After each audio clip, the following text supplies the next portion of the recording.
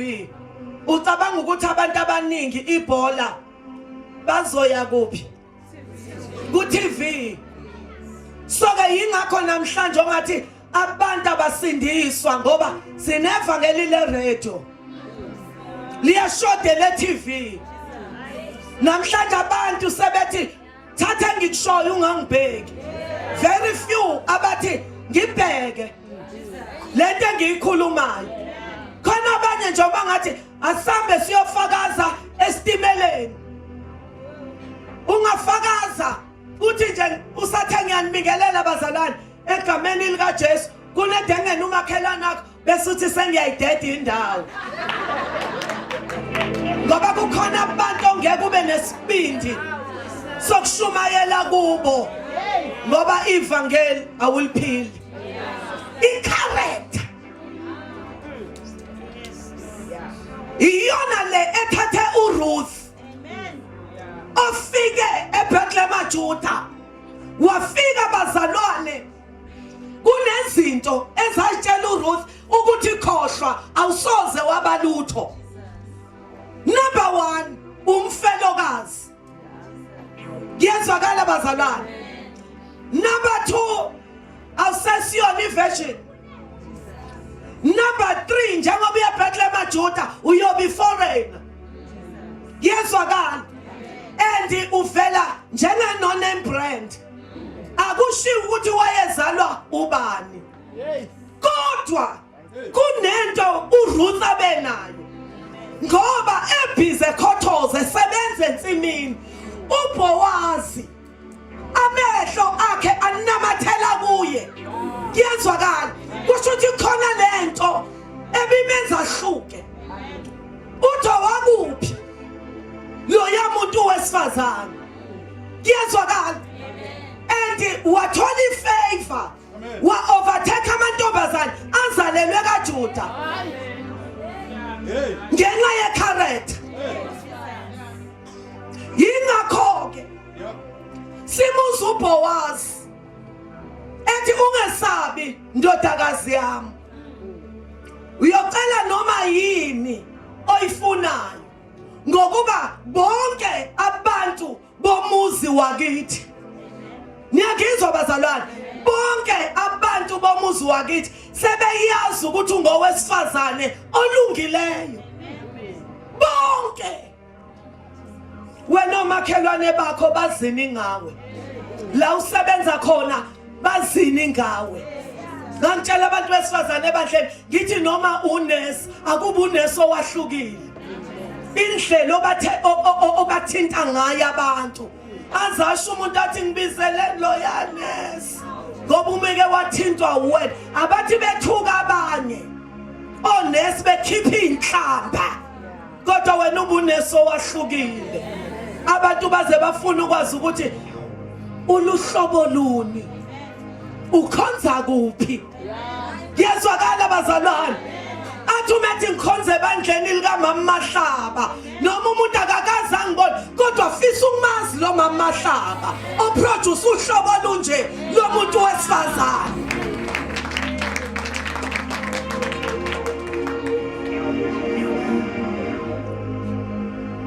namhlanje bantu besifazane sesizovala khona la amandla kaNkulunkulu wethu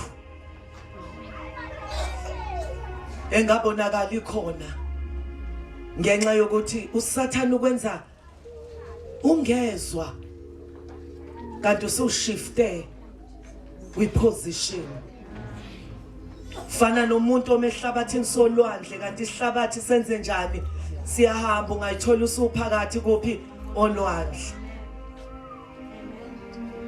so ke kudingeka umuntu wesifazane osensitive kumoya oyingcwele zwayo ukunyenyeza kwakhe ngoba uzokwenza ngisho sehleziwe emhlanganweni emsebenzini bayakhuluma abantu athi umoya oyingcwele thula wamlalela noma kungathi engqondweni ubuke kuyisuwula kodwa uzozwa sebethi sifuna usibanibani lo ngakhulumanga ngoba ulalela umoya engcwele your coach your mentor. Ngisho useteksini abantu sebebanga ushintsho. Ungalokho uthi mina ngikhokhile yami ibiphelele. Uzokutshela umoya engcwele athi babuza ukuthi kushoda malini. Mhlawumbe kuxatshana kangaka nje ngaze kupaka itaxi eceleni kushoda u20 cent. Ngiyezwakala.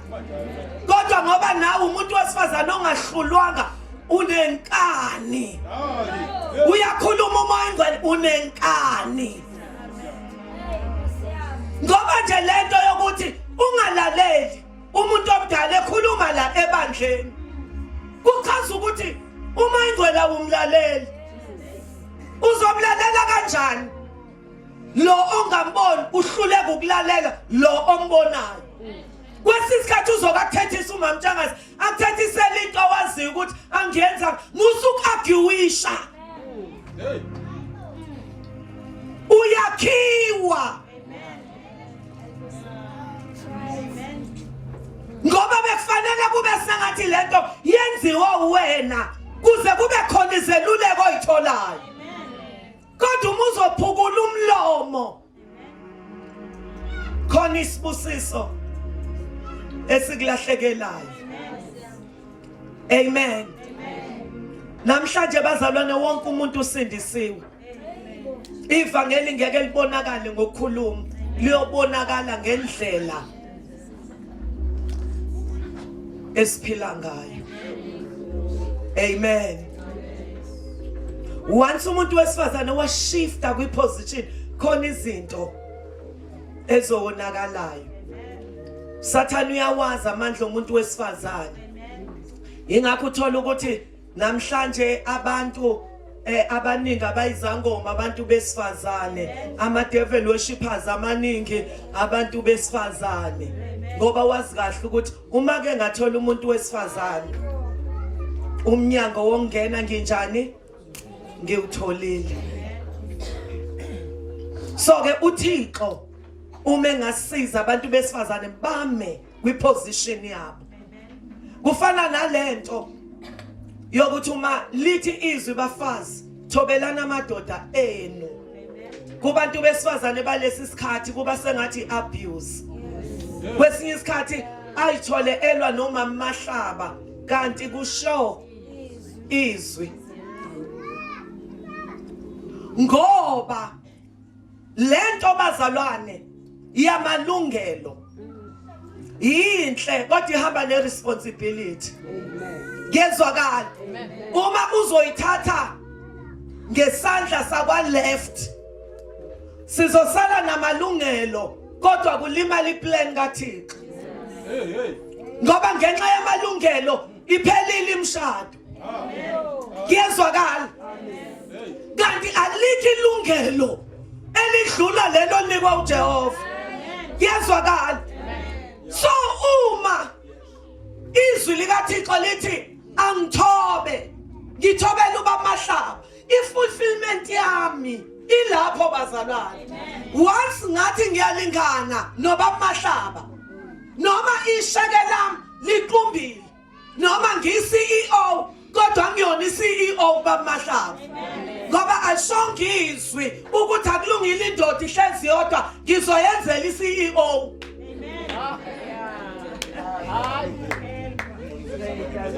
Ngiyezwakala. Noma ingabe uthisha ungacabanga ukuthi umyeni wakho ulengane oyifundisayo oziyisa lapha uyiphose lapha ya uthola usukhuluma nayo ngathi ukhuluma nalengane zeclass lakho. Siyathanda asithandi uyohamba uThixo ashiye ebandleni sisale bantu besifazane siziqoqoqoqo. Sisale nemfundo, sisale nemali, sisale namalungelo kodwa uThixo ushiyile.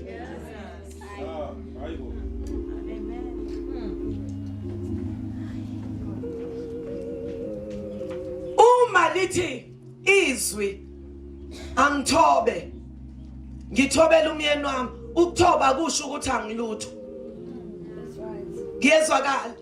And ngalesi sikhathi ngithoba ngithatha iposition yami ila ngisemandleni.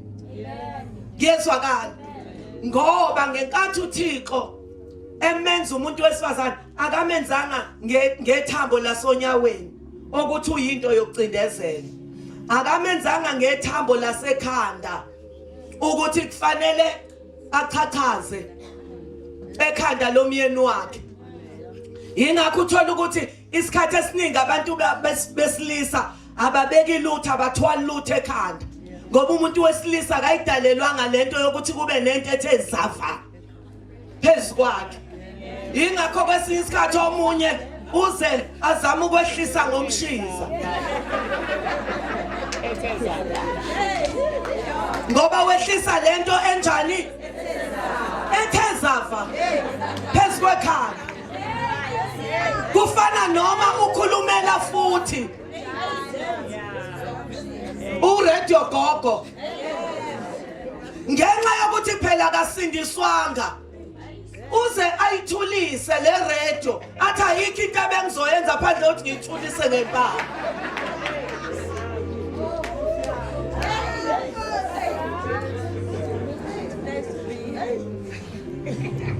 So ngenkathi ngihlezi la ngiyezwakala bazalwane kwiposition yami as ubambo ngiprotecte the delicate parts zomyeni wami.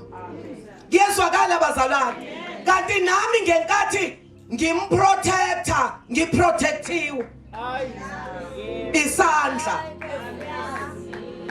andila ngiseduze nenhliziyo yakhe. Njengoba ngihlezi la ngizukushaya kwenhliziyo yakhe. Ingakho noma umuntu egodola ubeka izandla la ngoba kuyafudumala.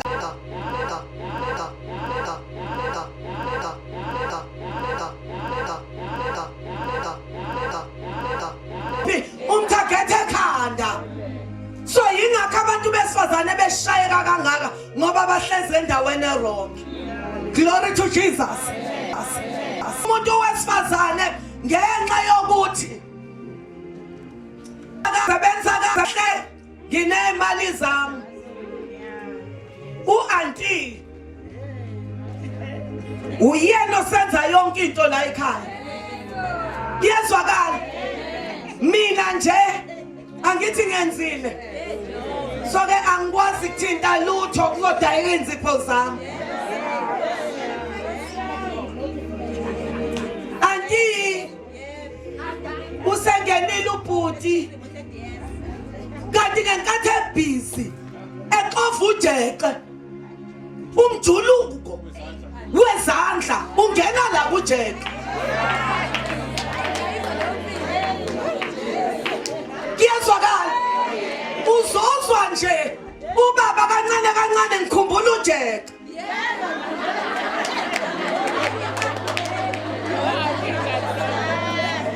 Nawe ngoba uswela ukuhlakanipha ngiyezwakala uyabona ukuthi umyeni uyawuthanda ujeqe. Sehlise akuzulahleka lutho ukuthi we auntie awufundisa ucova ujeqe. Wakho umuzi wakho ngoba owesifazane ohlakaniphileyo. Niyazi abantwana bami enizoshada ngoba niyakufuna ukushada kodwa amathuluzi aninawo.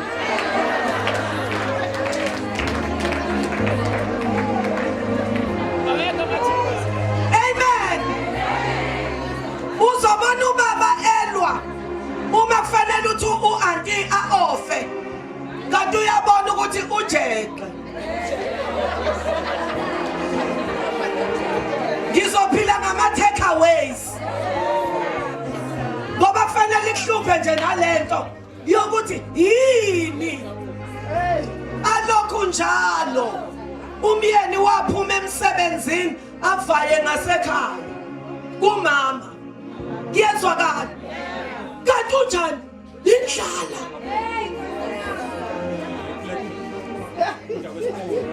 Ukhumbula ukudla kwesipuni ukhathelo fish and chips.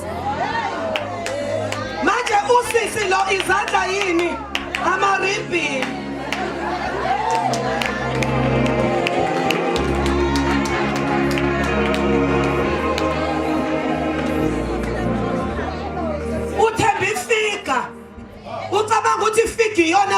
umshado bayasala benefika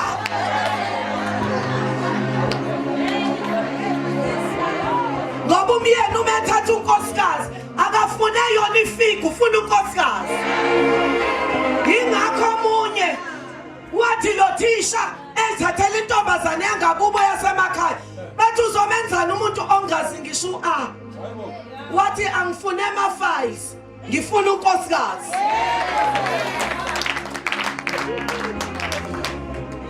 ngoba imcingo yama-exercise nama-files angaka ngeke izingakhela umshado kuyezwakala yingakho noma uThixo ubusise kangakanani noma ingabe uyinto enkulu even lapha kwezepolitiki kodwa uma ufika ekhaya fika ube unkosikazi niyangizwa bazalwane ngoba phela ngalesi sikhathi kuchitheka imizi kulimala ama-generations i-strategy sikaSathane to destroy ama-generations ngeke ngibatshele ngithi noma kuthiwa bengiyoshumayela mengijulukile kodwa uma ngingena nje ekhaya la kwaMahlaba shintsha amagiya ngingena kwelobukhosikazi uma ngifika ngikhumula esinomjuluko ngigqoka iphinifa ngiseve inkosi yami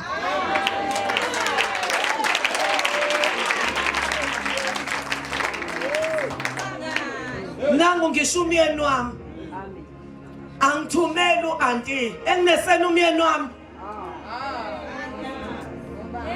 ngiyazinesela kuyezwakala bazalwane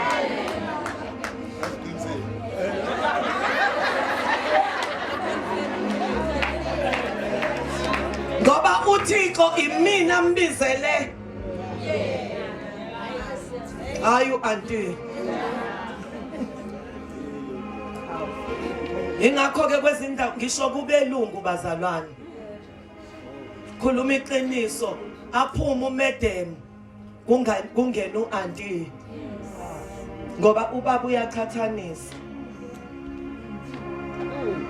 ukuthi uma ngifika ikhaya liyabanda uma engekho u-anti umuntu owenza ikhaya lifudumale ubani u-anti lapha ku-anti abona unkosikazi wena njengoba umthatha kancane amen size somandla haleluya ngeke bazalwane sivuthe enkonzweni kanti emakhaya izinto ziyabheda uzovutha enkonzweni kanti amashida sezaba brown kuqhutha izitsha kusinki uma ngingaya nje emakhayeni bosisi ngingafica lapha ngisho kodrop ukuthi simoba uma uzofuna nje ishirt udiliza yonke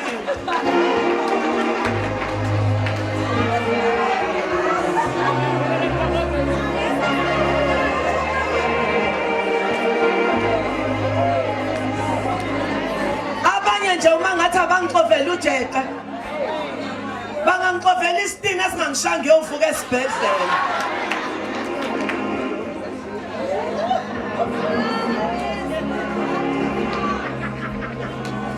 ngisho ukuthi akungenzela itiye mntanami uzokwenzela amatiye awu-3 fanele uwaphuze womathathu elisenkomshini elisesosweni eliseteaspoonini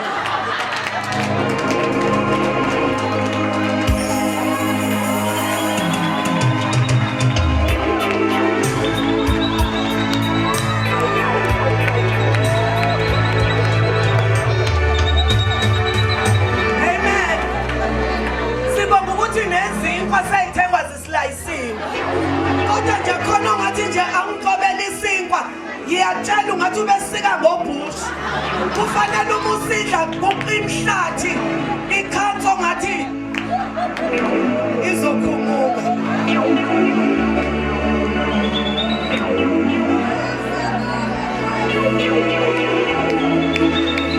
haleluya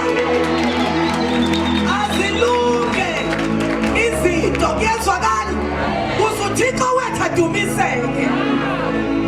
Ubaba esizombona ngena nomshiza wakhe ethi ngithake ngizobona lo mfulu umntana aphuza kuwo ngoba impilo yakhe ishintshile.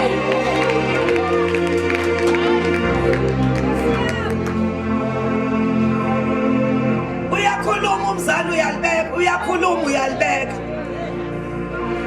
Washada unjalo uyakhuluma umyeni uyalibeka, akhuluma umyeni uyalibeka.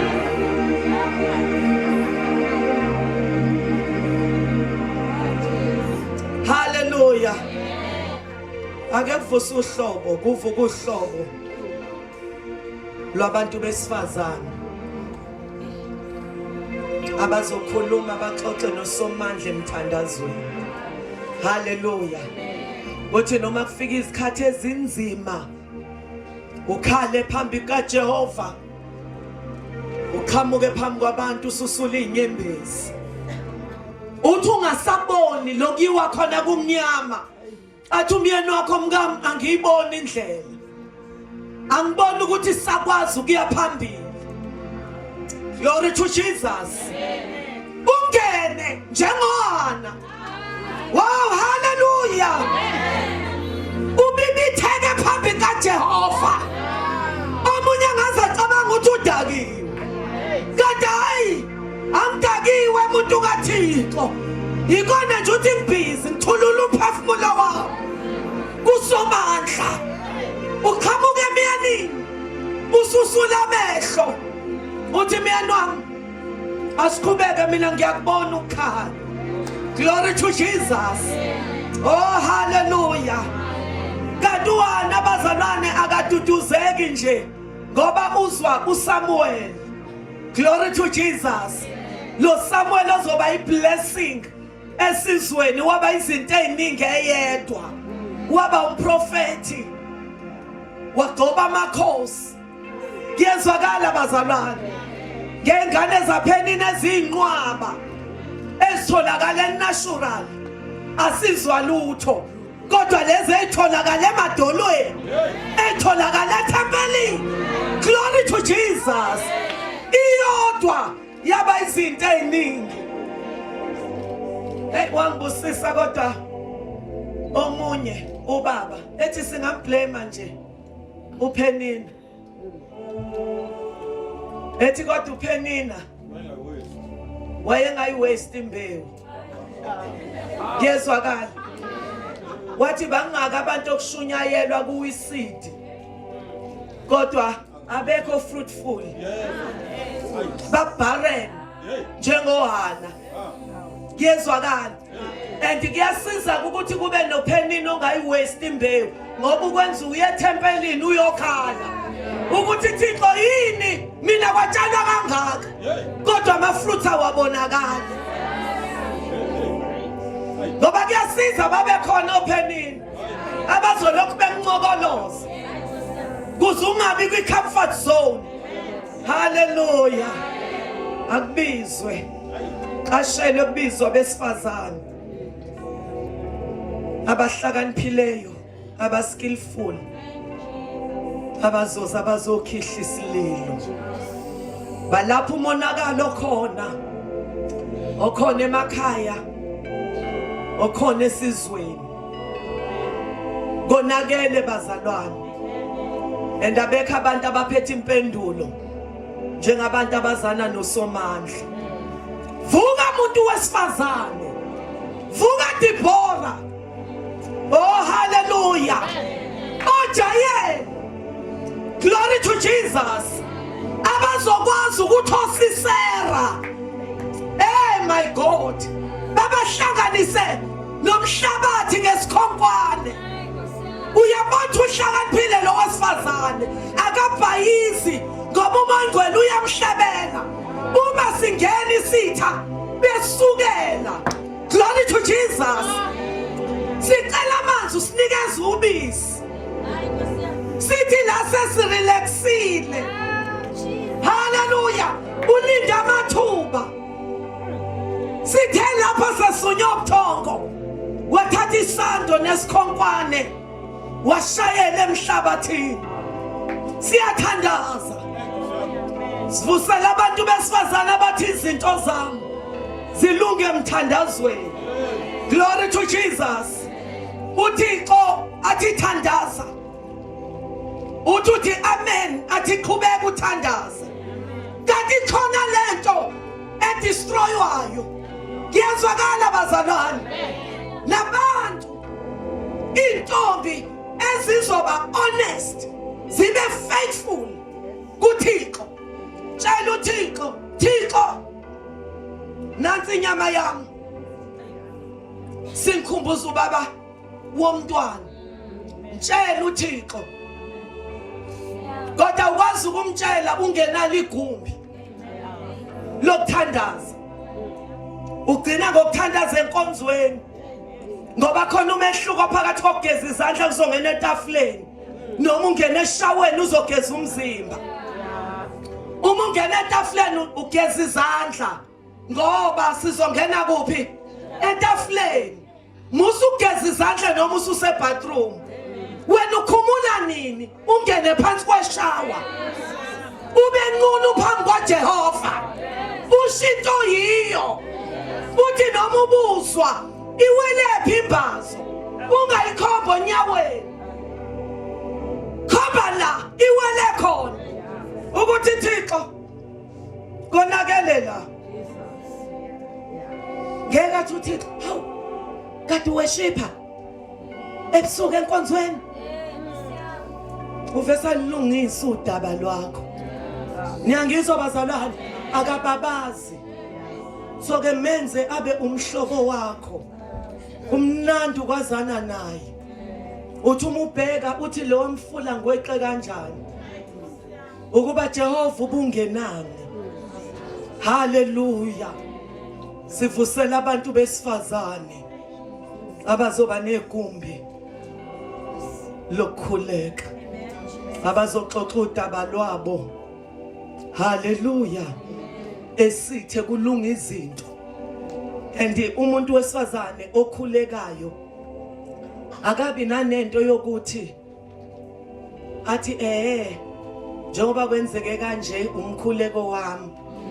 Niyangizwa bazalwane, yena uvesa athi baba ngiyabonga. Lo mzalwane esasho ukuthi usinde igebengwini, wabona ihlakazeka. Umeshe leso sikhathi, isikhathi ongivuse ngaso, ngathandaza, ngithandazela ibandla. Asikho nesidingo sokuthi ngize ngisho ngithi bazalwane njengoba besho nje bethandaza mina ngo12. Amen. Liphila ibandla kulunga izinto. Amen. Kanti kunalo wesifazane. Glory to Jesus. Obubulayo othandazela ibandla. Wesifazane ungashifti kwiposition yakho. uMiriam emncaneni bakhe kodwa wahlangana ecebeni lika mama wakhe lokusindisa uMose. Wayeka ukudlala amagenda, wayeka ukudlala umagalopa, walinda ukuthi kuyakwenzakalana emntwaneni. Ngakho uthe mase qhamuka indodakazi kaFaro imthola lo mntwana wathi wafuna ngifunela umzanyana, ntombazana ehlakaniphile, kanti yolanda umama womntwana, kanti ukhusela ideliverer kaIsrael.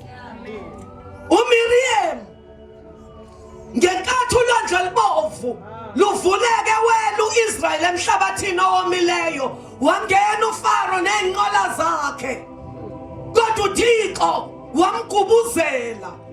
Hey my God, iworshipper yathatha abazalwane ugubulayo, yalinda abantu besifazane bedumisa uSomandla ukuthi ihashi nekwali yalo uphaso lwandle.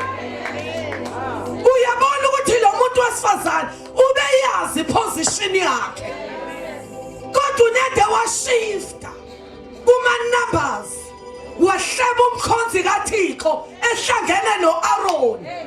Izulu lehla, wafika uThixo, Miriam, Aaron, Moses Mose asihlanganeni etendeni wehla wema emnyango eyisimo safe wathi Aaron Miriam nihlebeleni inceki yami ngenkathi ededela isibetho akazange ashaye uAaron kodwa ke kwashaya umuntu wesifazane wasala eneleprosi iyezwakala lithi izwi likaNkulunkulu kwadingeka ukuthi uMiriam avalelwe ngaphandle kwekama for 7 days 7 days 7 usho perfection lithi izwi likaNkulunkulu for 7 days evalelwe phandle kwekama alizange limuve ibandla liyami ibandla lingamuvi